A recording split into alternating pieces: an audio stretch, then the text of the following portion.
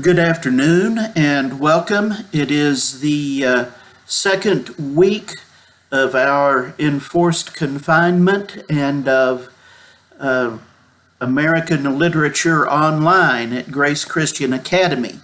I hope you've all had a good weekend and are rested and refreshed and ready to go for another exciting spell of learning about American literature and other things. Before we get, I'm pulling up my notes. Before we do anything else, let's go over your upcoming deadlines. April the 5th, I want to see a draft of the outlines for your end of course essays. You should have been reading, you should have been taking notes, and you should be ready to put together an outline. We went over what it ought to look like. This is a very simple outline for you to put together, and so I hope that that will be ready April the 5th. Actually, that's April the 6th. I keep telling you the 5th. That's April the 6th. That's a week from Monday, which is the day you should be watching this. You can email that to me in either PDF format or Word format, and I look forward to hearing from you. If you have questions about what it ought to look like, please send it to me. Let me know. On April the 12th, you're going to have a writing assignment due. We'll discuss what it is today. It is part of this bigger writing assignment. It's part of preparation for your end of course essay, and it probably will end up being included in your essay. It will be part of it, but we're going to get started on that, and we'll discuss that later on in today's lecture. Of course, April the 16th is the Bulwer-Lytton Award contest, where I am busily trying to figure out how we're going to visit together to discuss those, and I think we'll find a way, even if we're still confined, which I anticipate that we will be. On April the 19th, we'll have another discussion of an essay. I have posted a little assignment for you that I do want you to turn in a week from today. It's on lesson log and on the assignment sheet. It's pretty easy, and it shouldn't take you very long. It's something like what we would do in class if we were meeting together. So we'll talk about that in just a little bit. But for right now, it's Strunk and White time. Here is our little book, The Elements of Style, and we're going to talk about Rule 21. Rule 21. You should have read the rule, the accompanying text, and the examples that go with it, so there really should not be much for me to say about it. But the rule is, in summaries, keep to one tense. And of course that means verb tenses. When you're summarizing something, you should use one verb tense throughout the summary and not switch back and forth among the tenses. I thought it would be a good idea for us, while we were doing this, to just review the English word tenses for a minute. Now, English has 3 verb tenses. And you say, well, of course, how many could there be? And honestly, in other languages, there can be many. But in English, there are 3 principal verb tenses: the past, the present, and the future.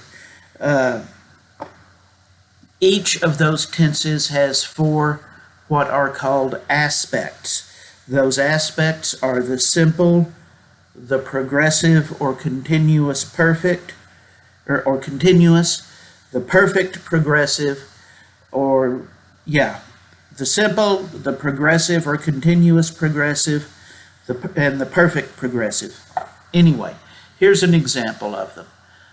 The simple tense, the present simple of the verb walk would be walk. And I would say, I walk, you walk, he walks. The progressive would be, I am walking. You are walking. We are walking. That's sometimes called the continuous perfect. And then the perfect progressive signifies completed action. We have walked. He has walked. So that it has to do with that. There is a section on the website Grammarly that discusses these in some details, and y'all all know this, but I thought it was good to be reminded of it for a minute. For purposes of Rule 21, we're going to use the simple form of the present tense. Now, in summaries, what are we talking about with a summary? If you tell me what a book or a movie is about, that's a summary. If you tell me about some historical event that happened in the past, that's a summary. That's what we're talking about. And in both of those, you will use one verb tense. Now, there's a little bit of a trick here, and we'll talk about it. If you are summarizing a book, a play, a movie, you use what is called the literary present tense. So in other words, if you're telling me what happens in The House of the Seven Gables, you're going to do it using the present tense. If, on the other hand, you were telling me about what happened during the American Civil War, an actual historical events, and giving me a summary of that, you would use the past tense. Now, that seems a little bit artificial, and to some extent it is just a literary convention. But there's a logic behind that. We use the present tense when summarizing a fictional work because fictional characters still exist. Think about that for a minute. Gatsby, to the extent that Gatsby has ever existed, he is still standing on his lawn reaching out for that green light, just as much today as he was when Fitzgerald put it down on paper. So when describing what fictional characters have done, the convention is to use the present tense. On the other hand, F. Scott Fitzgerald, a real person, is long dead. So if we talk about anything that he did, it's in the past because it's in the past. So when you're summarizing a fictional work, a book, a play, a movie, a TV show, something of that nature, use the present tense. When you're summarizing your history book or something you've been told about an event that took place in the past, use the past tense. That's important for an exercise that I have posted for you that I want you to work on. You go take a look at it. What I'm asking you to do is to think of some book, movie, or play that you liked and enjoyed and summarize it for me. But summarize it using the present tense so that you'll practice doing that. I have one request of you, and that is that I've asked that none of you summarize any portion of the Lord of the Rings trilogy because I just don't think I could cope with it one more time. So pick out something else. Do that exercise, and it will be, you will need to turn that in by Friday of this week. That's April the 3rd. Go ahead and turn that in. That is no more work than what you would do if you were in class. If I were in class doing this, I would have given you this assignment and given you maybe 20 minutes to work on it. So sit down and do that. and be working on your draft outlines as well. I'm looking forward to seeing those on April the 5th.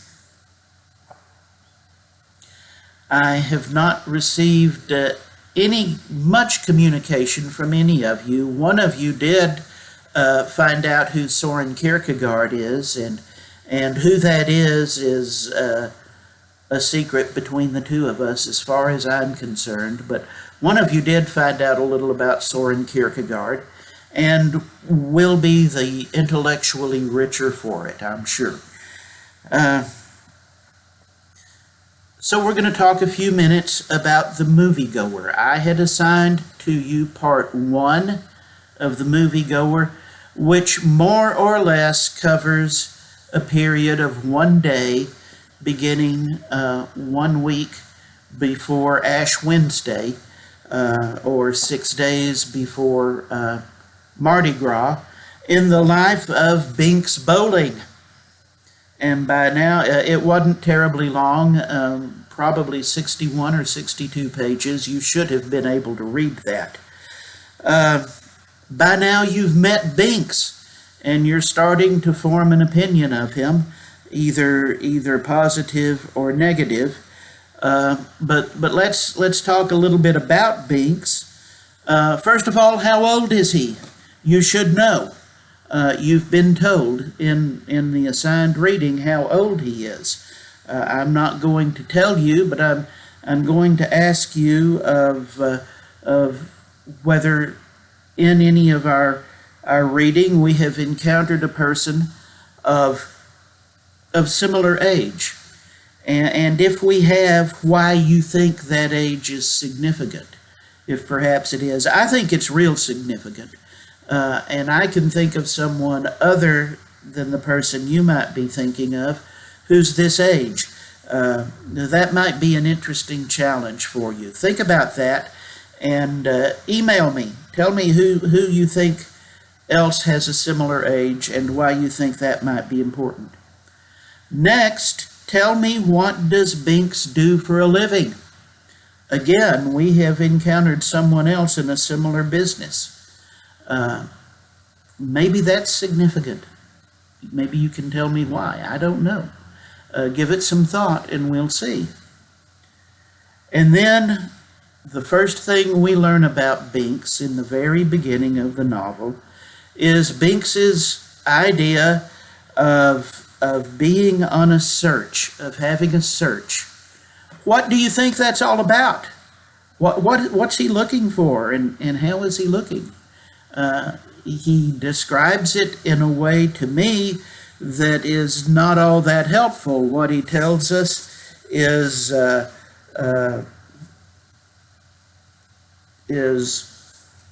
it is. I'll find it in a moment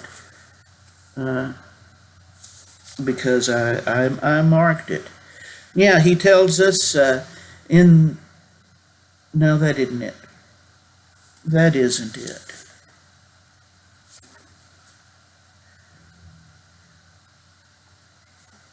He tells us that the possibility of a search has occurred to him, and then he tells us the search is what anyone would undertake if he were not sunk in the everydayness of his own life. And then he says to become aware of the possibility of the search is to be onto something. Not to be onto something is to be in despair. So, what's Binks up to? What's going on? That's part of the novel. I want you, though, to pay very close attention to a scene very early in the novel, at the very beginning.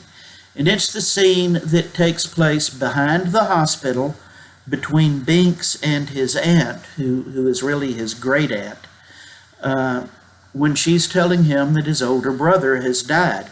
And I want you to think about this and think about this whole scene and commit it to your memories, because I think it's very important to the whole novel and particularly to the end.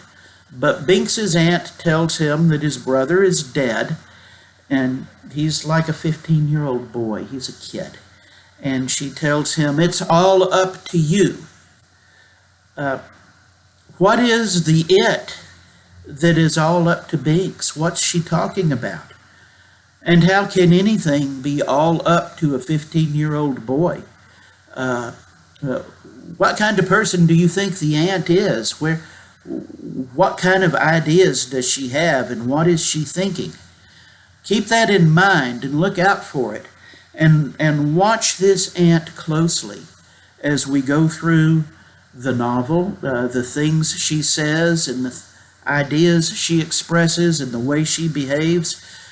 You watch her closely, because she's a fascinating character, and she's important to this, and she's important to bringing something like a conclusion to this whole book into place. So be looking for that, and be wondering what kind of load has she laid on poor 15-year-old Binks by telling him it's all up to you. And then she tells him to act like a soldier. What does that mean?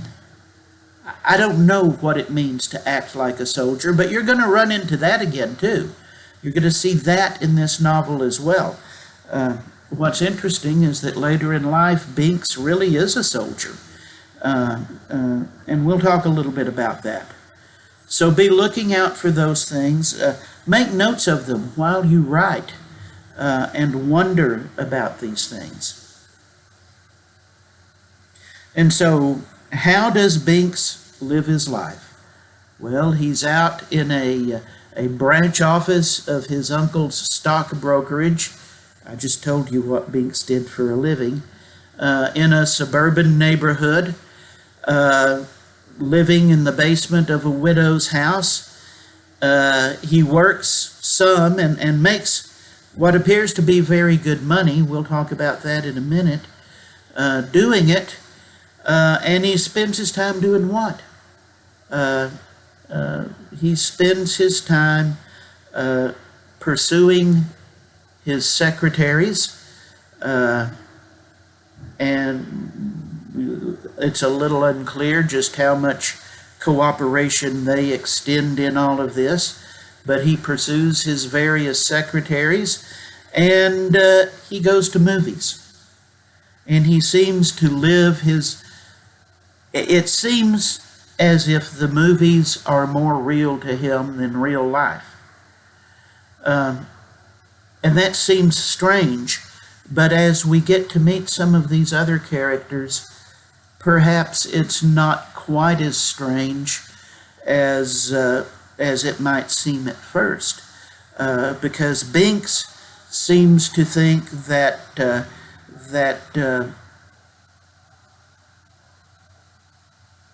movies are more real than reality. And he talks about this concept that you should have read about a certification, where he seems to feel like a place is not really real until you've seen it in the movies, or I suppose maybe on television, until you have had it viewed by someone other than yourself. Until then, it's not really real, even though you're in it. And he discusses that idea. Now that ties back a little bit to the existentialism that we were talking about, and that you remember the slogan, "Existence precedes essence," that a thing or a person or a place has to exist. It has to be before it can be anything or any way. And that our existence is in some way experienced through other people. This idea that the street in New Orleans becomes more real after Binks having seen a movie where that street appears has to do with that. And he discusses that notion. And it seems weird. It seems really true. But think about what he at least says that his aunt does with people. He tells us that his aunt gathers up all of the bits and pieces she knows about a person and forms them together and fits them into some kind of pre-established idea she has. Either they're a hero or a coward, either they're noble or base, whatever they are. So that she tells him that her husband, Jules Coutray, the well-to-do Louisiana businessman who Binks describes as a canny, horse-faced Cajun merchant, she describes as the last of the Catos. Where is that coming from? Now, where have we brushed up against Cato before? He was a distinguished and prominent and much admired Roman senator. He was the father of Portia, who was Brutus's wife in Julius Caesar. A heroic, steadfast person. So Binks admires and likes his uncle Jules, but is that a good comparison? Is he a Cato? Of course he's not. But the aunt does that. She makes real people into movie characters almost, as opposed to Binks thinking things in the movies are more real than real life. Go back and read those passages and think about them so that perhaps you'll have a clearer idea of what's going on, because this is confusing. So, there's Binks, there's his aunt. Now, what's up with Kate? What do you think's going on? The aunt is worried about Kate, and why do you think she is? What is Kate's problem? She's hiding whiskey bottles in her room and bottles of, I think it's phenobarbital, a sedative, in the furnace.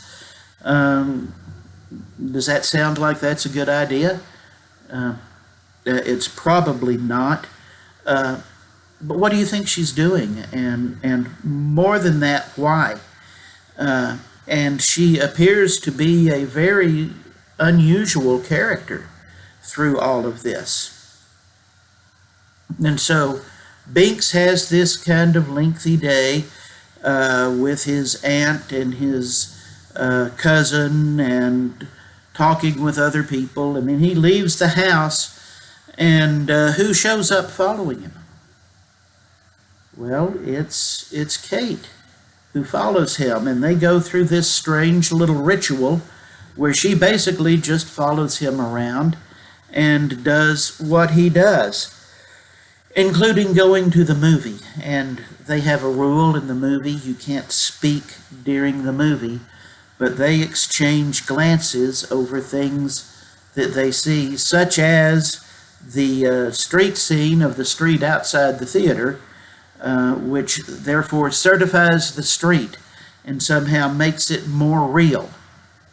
And then he goes back out and he has a fairly lengthy discussion with Kate about her life, about a number of events. We find that Kate has been through a traumatic event where she was in a car accident in which her fiancé at the time died. And she somehow remembers that as one of the happiest times in her life, which is strange. What can you say about it? It's strange. But she describes how she felt getting on the bus and riding it into a hotel and taking a bath and then getting on the train and going back to New Orleans. And what a pleasant day she had doing that, even though her fiancé had been killed. And now she's engaged to someone else, a promising young lawyer there in New Orleans, who is fascinated by all of the contents of his wealthy, soon-to-be bride's father's house. Uh,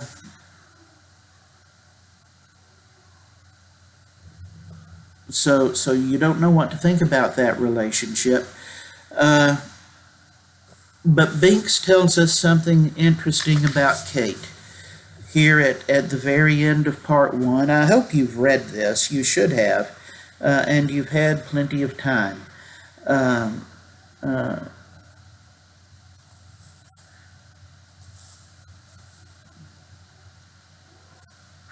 Remember that Kate tells Binks something when they're in the basement. She tells him that you're as bad as I am. Or worse is what she tells him. What do you think she means by that? What do you think they might have in common that Kate would make that comparison and then say that Binks is really worse than she is in some way? Let me tell you that this concept of despair that Kierkegaard mentioned and that Binks mentions may have just a little bit to do with that. But here at the end of part one, day one of the book, Binks tells us this about Kate. She sounds better, but she is not. She is trapping herself, this time by being my buddy. Best of all buddies and most privy to my little researches. In spite of everything, she finds herself, even now, playing out the role. What role do you think she's playing? Well, she discussed the role that she played with her psychiatrist, I think, that's in this section. But she's playing out some kind of role. Then Binks says, in her long nightmare, this old friendship now itself falls victim to the grisly transmogrification by which she unfailingly turns everything she touches to horror. How does Kate do that? How does she turn everything into horror? What does Binks mean by that? And how is she doing it? He says she's playing a role of some kind. He describes other people playing roles in part one. He talks about the butler, Mercer, and what roles he tries to play and what roles he thinks he's playing. He talks about Uncle Jules and perhaps the roles that he might be playing.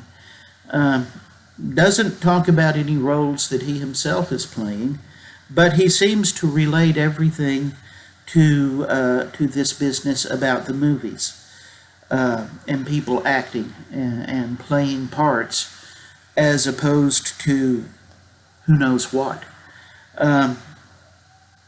Go back and read the section where he's walking through the French Quarter and following the pair of young honeymooners, the Yankee boy and his bride, and how they come into contact with William Holden, who was a movie star in those days, and how somehow this brief encounter with him seems to make them more real and solves some of their problems for a little while.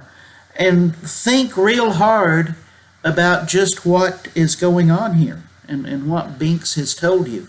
If you are not really confused at this point in the novel, either you're a genius or you are remarkably incurious. I don't know which it might be, because I find it all kind of mystifying and confusing, and I've read the book 10 times. So think it over. Ask yourself what's going on here, and what is Kate's real problem. One final thing, Binks's aunt has him make a promise to her that he is to keep in 1 week from the day of this opening section of the novel. Go find out what that promise is. What is it that his aunt wants to know, and what does it have to do with any of the other things we've discussed today in this little lecture? And then go on. I'm going to ask you to begin reading part 2, where things become even more and more unusual. But keep reading. There is something to this. Keep reading. If you find something you just don't understand, or that confuses you or bothers you or makes you mad, email me. I'm here and willing and ready to try to answer these things for you, or at least share with you the confusion of not knowing what it's about. So keep that up. And remember, when you summarize, stick to one tense. For literary works, the present. For historical stuff, the past. Be continuing your reading, be thinking about your essays, and be thinking about your end of course essay. Now, there's one other thing I want you to be doing and thinking about, because this is going to be a writing assignment that you will turn in April the 19th. I haven't posted it yet. But you remember in your essay prompt, we looked at 2 quotations, 2 sort of rules of life offered to us by 2 different people. Emerson with his command that we trust ourselves, and Jeremiah's with his warning that the heart is deceitful and no one can know it. And we're using that as sort of a platform or a lens to look at and think about what we've read over this year, and you're going to write to me about that. Well, to me, I think an essential part of your essay is going to be giving some serious thought to the comparative merits and truthfulness of those 2 quotations, and that ought to be part of your outline. So be working on that. Do me a short essay where you compare and contrast these 2 things, these 2 quotations or principles of life, or whatever you'd like to call them, as if you were going to incorporate it in your end of course essay, because you will. And be working on that. And I want to see that April the 19th. But in the meantime, you've got an exercise to do that is posted on iGrade, and you'll have another reading assignment, part 2 of the Moviegoer.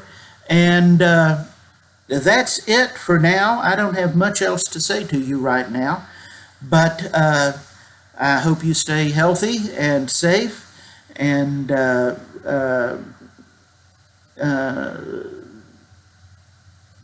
don't let yourself fall into boredom or restlessness during this time.